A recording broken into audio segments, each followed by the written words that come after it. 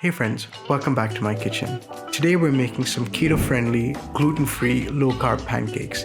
They're absolutely delicious, and once you've tried them, I promise you, you won't miss the real thing. So let's go.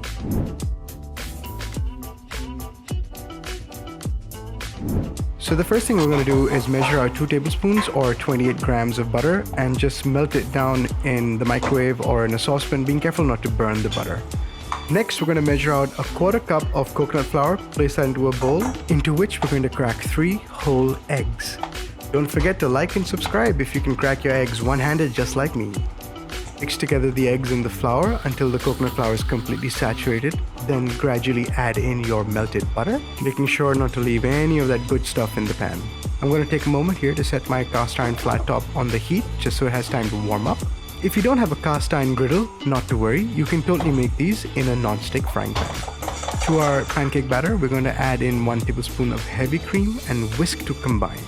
Next, we're going to add 1 teaspoon of baking powder and a 1/4 teaspoon of xanthan gum, and then again, whisk till fully combined. You want to make sure that your leavening agents are thoroughly well mixed into the pancake batter. We're going to add a pinch of salt, and if you're making sweet pancakes, you can add 1/2 teaspoon of your sweetener of choice. Now we're going to add an extra tablespoon of coconut flour and 2 tablespoons of almond flour. We're going to mix it all together until everything is thoroughly combined, and then your pancake batter is ready to go. Lightly season your cooking surface by brushing on a teaspoon of canola oil, and then using a 1/4 cup measure, pour out some pancake batter onto the pan. I apologize for the poor camera angle here. If you can't tell, I am a professional filmmaker. What I'm doing painfully off camera here is using the underside of the cup to spread out the pancake batter into a circle. It's at this point I remembered I had some dark chocolate chips lying around, so I sort of pressed a few of them into the pancake and then dumped the rest straight into the pancake batter. After about 1.5 to 2 minutes, it's time to flip the pancake over, and it's looking good. Give the other side another 60 to 90 seconds and the pancake should be done. Before I make the next pancake, I'm just going to stir the chips into the batter. And I'm also going to take a little bit of butter and place it on top of the pancake because it's butter and I don't need an excuse.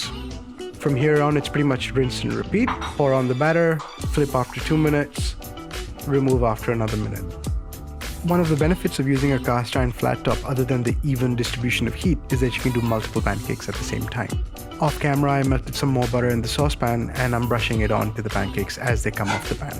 By the way, instead of chocolate chips, you can totally add vanilla or cinnamon or pumpkin spice or fresh fruits or whatever you like to the pancake batter. It's really a blank canvas.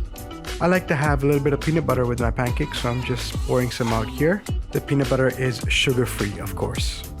Once all the pancakes are done, I'm going to make sure that I've basted them all with melted butter. This is because the coconut flour can tend to be a little dry, and the melted butter not only adds flavor but helps make the pancakes more moist. Thanks for watching, guys. I hope you enjoyed this video. It took me some trial and error to get this recipe right, but trust me, it's delicious. These pancakes are springy and soft and fluffy. They taste great, and they're very close to the real thing. If you like this video, don't forget to like, follow, share, and subscribe. And as always, be safe, be happy, and eat well.